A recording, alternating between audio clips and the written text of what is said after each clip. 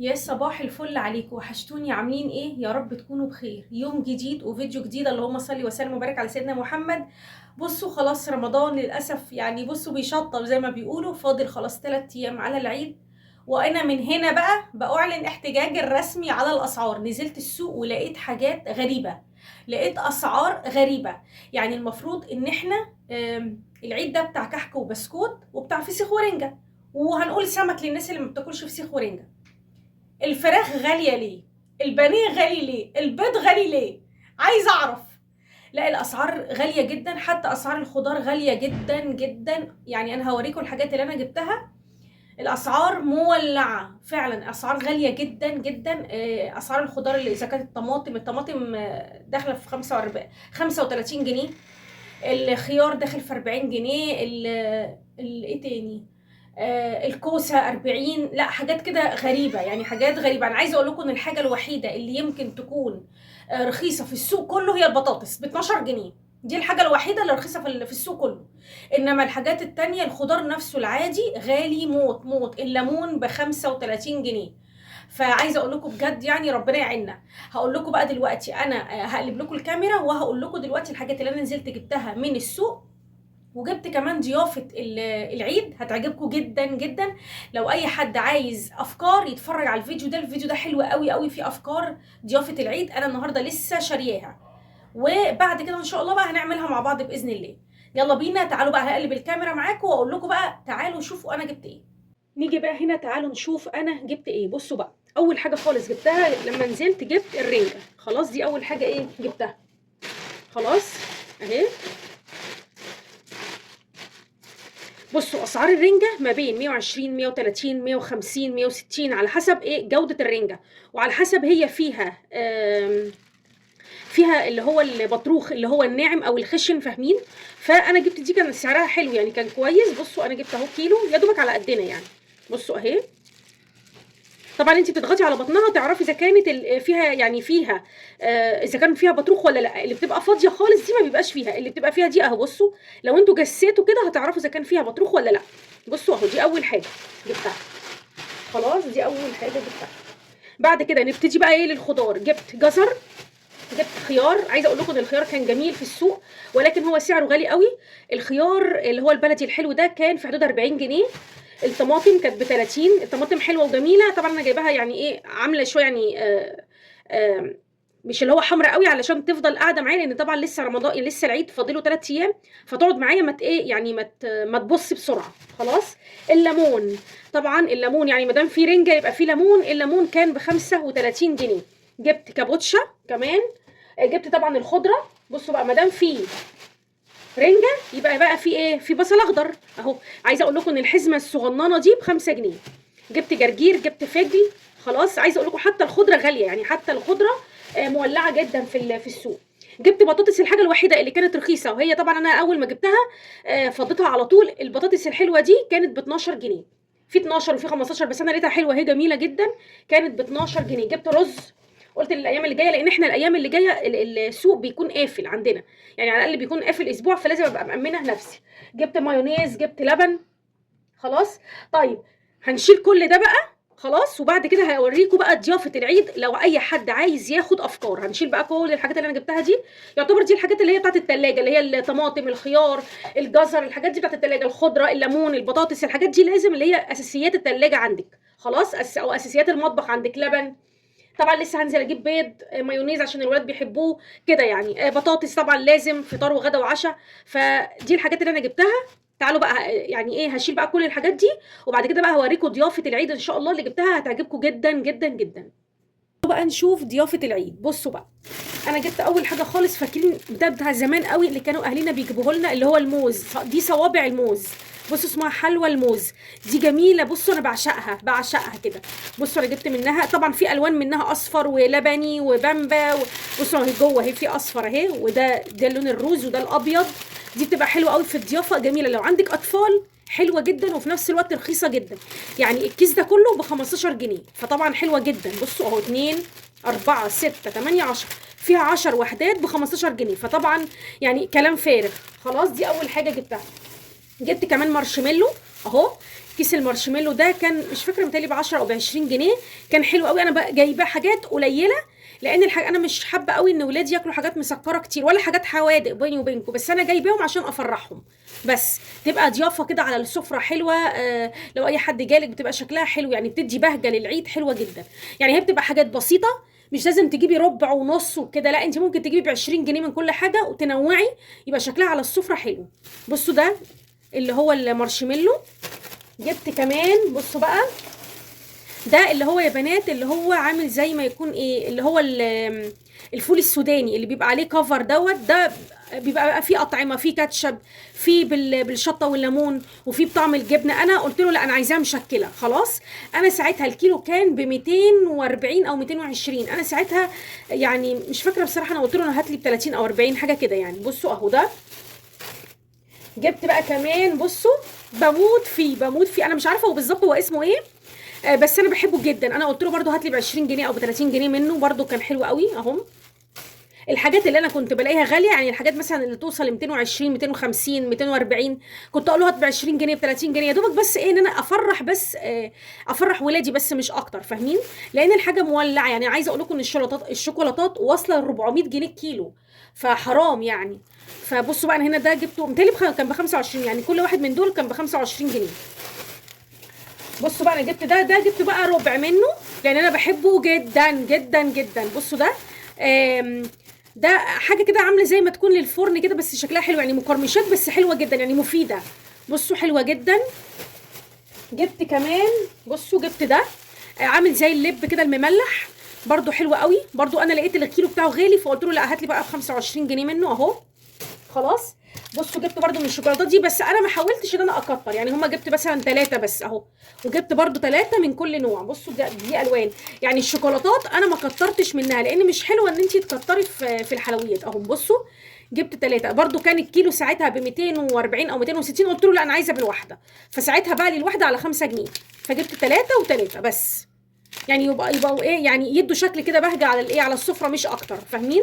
لكن انا بحاول على قد ما تقدروا قللوا في الحاجات دي، يعني يا دوبك بس هي ايه بيبقى ساعه العيد، فاهمين؟ اهو دوت.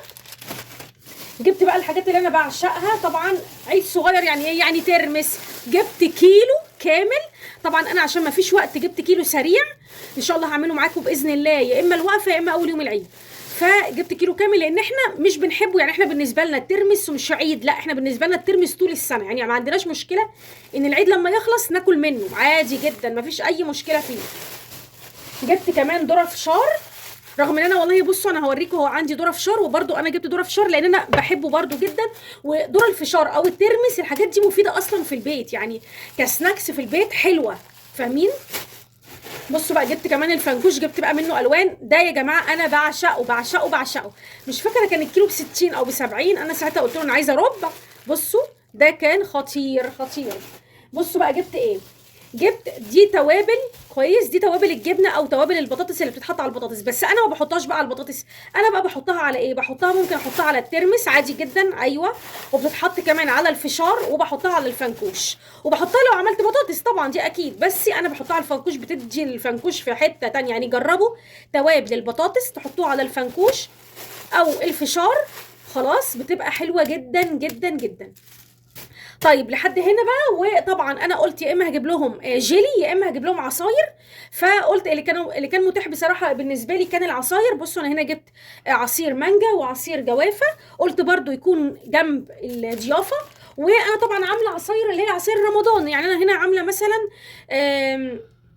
كركديه، انا ولادي بيحبوا الكركديه فعاملاها لهم، يعني عادي لو عندك عرق سوس اعملي مفيش مشكله، يعني الحاجات دي مكمله معانا لحد العيد مفيش مشكله خالص فيها. بس دول الحاجات اللي انا جبتها، حبيت يعني على قد ما اقدر ان انا افرح ولادي على قد ما اقدر يعني. وجبت حاجات بسيطه جدا، يعني انتوا انا عايزه اقول لكم ان انتوا لو كنتوا جبتوا ب 20 جنيه زي ما قلت لكم من كل حاجه ب 20 جنيه كانت هتبقى حلوه جدا، يعني مش يعني عايزه اقول لكم الكيس ده كان كله ب 15، ده برده متهيألي ب 10 او 20 حاجه كده. الحاجات بقى الغاليه زي ما قلت لكم ان انا قلت له انا عايزه ب 25 ب 30 من كل حاجه، ممكن انت لو عايزه ب 10، المهم ان انت تفرحي ولادك باي حاجه. بصوا الحاجات دي برده ب 5 جنيه، برده انا ما كترتش منها زي ما قلت لكم. فزي ما قلت لكم كل سنه وانتم طيبين يا رب، حتى لو الاسعار غاليه بس على قد ما نقدر بنفرح ولادنا وبنعمل ان شاء الله ضيافه العيد باذن الله. هنا بقى هشيل بقى كل الحاجات دي ونتجه بقى الى ايه؟ نتجه الى الفطار بتاع النهارده. عايزه اقول لكم ان الساعه بقت 4:30 وما عنديش وقت خالص خالص. نزلت اتاخرت في السوق. السوق يا جماعه زحمه جدا، الاسعار غاليه وكمان زحمه، مش عارفه في ايه. فاحنا دلوقتي حاليا 4:30، فيا دوبك هعمل فطار خفيف. انا الايام دي بقى اللي هم ال3 ايام دول بحاول على قد ما اقدر ان انا اعمل لهم فطار خفيف، مش بقى نظام المحاشي والكلام ده. لا، قلت لهم لا، انسوني في موضوع المحاشي، لان لسه ورايا شقه ولسه ورايا الحاجات دي عايزه اعملها، لا يعني ورايا ليله. فبحاول على قد ما اقدر اعمل فطار خفيف وفي نفس الوقت يكون مغذي. النهارده فطارنا جميل ومغذي جدا وشهي وكمان هيلسي زي ما بيقولوا. لا النهارده فطارنا خطير. فيلا بينا هنلم الحاجات دي وننتقل بينا الى البوتاجاز. يلا بينا. بصوا بقى، هنا انا هبدأ باكتر حاجة بتاخد وقت او اكتر حاجة المفروض تقعد في الصوص وقت، وهي السلطة. بصوا بقى، انا النهاردة هعمل سلطة حلوة قوي، بقالي من اول رمضان ولادي هيتجننوا عليها، نفسهم جدا فيها، فقلت اعملها لهم بقى النهاردة. يعني ايه اهو، يلا بقى. بصوا بقى، انا هنا كان عندي الكرنب اللي انتوا شايفينه ده، الكرنب اللي هو الابيض، هي بتتعمل من الكرنب الابيض طبعا انتوا عارفينها، اللي هي الكول سلو. وسلطة جميلة وفي نفس الوقت مغذية جدا، فيها كرنب جزر. انا بقى النهارده هخليها مغذية اكتر وهحط عليها زبادي، بس هكتر الزبادي شوية. هي المفروض تتحط بزبادي وكمان يتحط معاها مايونيز، لا انا هقلل المايونيز وهكتر الزبادي، فاهمين؟ وطبعا بيتحط كمان معاها شوية لبن صغيرين خالص، وبيتحط معاها معلقة خل ومعلقة عسل نحل بس. بتبقى خطيرة. هي المشكلة بقى بتاعتها طبعا، انا دلوقتي انا زي ما قلت لكم الساعة 4:30، فيدوبك فاضل على الفطار ساعة ونص بس. فدي اول حاجة هعملها علشان تفضل قاعدة في التتبيلة بتاعتها او في الصوص بتاعها فترة كبيرة، لان المفروض ان هي لما بتقعد في التتبيلة بتاعتها او الصوص، الجزر والكرنب بيتبلوا، فبيبتدي الصوص بقى يتغلغل في قلب الكرنب وقلب الجزر، فبتبقى طعمها خطير. يعني هي السلطة الوحيدة اللي كل ما بتقعد كل ما بتحلو. بصوا بقى، انا هنا هقلبها وهرجع لكم بقى تاني، هيبقى شكلها خطير. بصوا بقى هنا شكلها كان عامل ازاي. هنا بقى دي كانت السلطة، هبتدي بقى احطها في قلب التلاجة. تبتدي بقى، بصوا انا هنا عايزة اقول لكم بس ان هي الزبادي ما شاء الله انا مسكتراه يعني جامد في الزبادي. عايزه اقول لكم كانت خطيره، شكلها حلو جدا. هبتدي بقى اشيلها في التلاجة وهبدا بقى معاكم في الطبق اللي بعد كده، وهو هعمل النهارده معاكم رز بسمتي بالخضار، برضو حلو قوي ومغذي جدا. بصوا بقى هنا اتبعوا بقى الطريقه بتاعتي دي وهتعجبكم جدا. بصوا، انا اول حاجه بعملها وهي الرز البسمتي، بعمل فيه ايه؟ بعمل اول حاجه خالص بشوح بصلايه. انا عارفه ان ناس كتير هتستغرب، لكن انا بحب اشوح فيه بصلايه. بتحب ان هي ايه؟ انا بحب ان انا اسكره شويه. وبعد كده بحط كل التوابل اللي عندي. اول حاجه حطيت، هي ما بتبقاش زي كبسه، هي لا، هي بتبقى زي حاجه كده، زي ايه، زي رز بسمتي بالخضار، حاجه مصري شويه. يعني هي مش تبع الكبسه، لا، هي تبع الرز البسمتي بالخضار ده، حاجه مصري شويه. بحط كل التوابل اللي انتوا شايفينها دي، ملح فلفل بهارات فراخ، لان انا النهارده هعمل فراخ. بحط كاري وكركم وبحط فلفل اسود، بحط كمان كوبيبه صيني، بحط ورق لورا، لو عندك كمان لومي الله، لو عندك عيدان قرفه. انا ما كانش عندي عيدان قرفه، حطيت القرفه العاديه البودره. بصوا زي ما انتوا شايفين كده. المشكله الرز البسمتي يعني ان هو لازم تغرقيه توابل، ومش اي توابل، لا، توابل تكون حلوه يعني.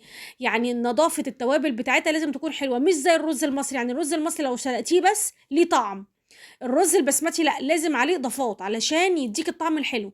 انا بقى بحب ان انا احط التوابل دي واحمصها مع، على النار، احمصها كده مع على البصل، علشان تدي بقى الريحه بتاعتها، عشان لو فيها رطوبه تطلع.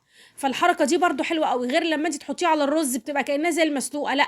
جربوا ان انتوا تحطوا التوابل على البصل وتشوحيها في قلب البصل وتشوحيها مع الزيت، لو فيها اي رطوبه بتطلع. بعد كده ببتدي احط، انا هنا عندي فلفل اخضر واحمر، طبعا لو كان عندي فلفل اصفر كنت حطيت، وبحط كمان معاهم جزر وبسله. عايزه اقول لكم طبق غني جدا، يعني انتوا لو كلتوه انتوا مش محتاجين سلطه جنبه.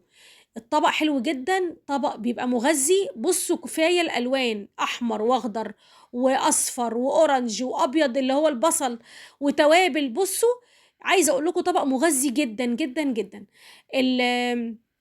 الرز البسمتي، لو الرز المصري بياخد كوبايه وكوبايه ميه، لا، الرز البسمتي بياخد كوبايه رز وكوبايتين ميه. بس بيبقى في الاخر طعمه خطير. انا بعلي طبعا عادي، بعلي الرز شويه لحد ما يتشرب، وبعد كده بوطيه خالص شمع لحد ما يتشرب خالص، زي الرز الرسمي يعني زي الرز المصري بالظبط. بصوا بقى هنا كان خلاص يعني كده، كانت الساعة 5:10 كده كمان. هبدأ بقى بعد كده أجيب الجريلا بتاعتي وابتدي إن أنا أدهنها زيت كده خفيف خالص وأسخنها. طبعا أنا للأسف عشان كنت مستعجلة ما سخنتش قوي، فالفراخ لزقت فيها السيكة شوية، لكن هي المفروض بتخليها جمرة نار لو عايزة الفراخ تستوي فيها حلو جدا وكمان ما تلزقش. خلوا الطاسة او الجريل اللي انتوا هتعملوا عليها الفراخ او حتى اللحمة تخلوها جمرة نار. بعد كده هبتدي بقى احط آم، الفراخ. الحمد لله انا كنت غسلاها متبلاها، كانت خطيره. قولوا لي بقى مين اللي اشترى ضيافه العيد ولسه اللي لسه ما اشتراهاش. انا حبيت ان انا النهارده اعمل الفيديو ده قبل يعني قبل العيد بكام يوم، علشان اللي لسه ما اشتراش يفتكر. عايزه اقول لكم ان انا من كام فيديو برضو واحده برضو اتفرجت عليها كنت ناسيه الضيافه دي خالص. سبحان الله انا كنت ناسيها تماما، لما اتفرجت افتكرت. قلت بقى انزل وايه وكمان اصور لكم عشان كمان لو انتوا ناسيين زيي تفتكروا. بصوا بقى هنا انا بحاول ان انا على قد ما اقدر ان انا اعلي النار عليها جامد جدا لحد ما كل المسام بتاعتها تقفل خالص. وبعد كده ببتدي بقى ايه يعني اعملها على الناحية التانية خلاص. فانا بصوا انا هنا اهو، بصوا لحد ما اتحمرت تماما، خدت اللي هو الخطوط بتاعت الشوي. الفراخ لو انتي بتشويها او حتى اللحمه، اي نوع فراخ او لحمه، ما ينفعش كل شويه تفضلي رايحه جايه عليه، يعني كل شويه تفضلي تقلبي فيها، لا هتتهري معاكي جدا. لكن الطريقه دي حلوه قوي، ان هي لما تاخد اللون معاكي خالص تبتدي بعد كده بقى تبتدي تشيليها اهو. بتتشال الحمد لله معايا بسهوله الى حد ما يعني. لان للاسف انا ما كنتش، بصوا انا بحاول اهو اسلكها، لان للاسف انا ما يعني ايه استعجلت عليها بصراحه، لان انا كنت مستعجله قوي وكنت عايزه اخلص بسرعه، وكنت عايزه اعمل السلطه. طبعا عقبال ما عملت السلطه والرز اخدوا مني وقت كبير جدا، كانت الساعه 5:10 والفطار 6. فانا خفت ان الفراخ ما تستويش على الجريل. بصوا بقى هنا انا كنت معليه النار عليها جامد جدا، وبعد كده ببتدي اوطي بقى اخليها متوسطه واقفلها بقى في الجريل علشان كل البخار يسويها منها فيها، فاهمين؟ هنا بقى كنت خلاص خلصت الرز. بصوا ما شاء الله الله اكبر، بصوا مفلفل وجميل. شوفوا لي لوحه فنيه والله العظيم. بصوا الرز البسمتي لوحه فنيه. على فكره مش لازم تعملوا رز بسمتي بس، ممكن انا على فكره كنت بعمله كمان بالرز المصري، بيبقى رائع. بيبقى بقى كمان بدل الرز الاصفر ده بيبقى رز ابيض، بيبقى رائع. وبرده في رز بسمتي ابيض برده بيبقى رائع، بيبقى حلو جدا. ورز بوغازي انا عمري ما عملت الرز البسمتي كده اصفر كده، لا لازم احط معاه بسله جزر فلفل الوان، لازم اطعمه بحاجه. فجربوها هتعجبكم جدا الحركه دي. هنا بقى خلاص كنت ببتدي احضر السفره بتاعه الفطار. هنا بقى ابتديت ان انا احط المخلل بتاع الزيتون. كان جميل جميل، ده اللي انا كنت عاملاه معاكم قبل رمضان بكتير وقعد معايا هو رمضان بسم الله ما شاء الله، كان جميل جدا. وحطيت كمان معاه بتنجان مخلل الرز بقى ابتديت ان انا احط الرز والسلطه. قلت اخلي اخر حاجه الفراخ علشان تكون ايه يعني تاخد كفايتها من السوا على النار على الجريل. بصوا بقى كانت اخر حاجه خلاص كنت عملتها الفراخ، ودي كانت سفرتنا النهارده وكان يومنا النهارده. ولو السفرة عجبتكم قولولي في التعليقات. ورمضان كريم رمضان كريم عليكم، كل سنة وانتم طيبين، وهتوحشوني لحد الفيديو الجاي. ولحد هنا يكون الفيديو بتاعي خلص واليوم بتاعي كمان خلص، والسلام عليكم ورحمة الله وبركاته في يوم جديد وفيديو جديد. بحبكم لحد ما اشوفكم المرة الجاية.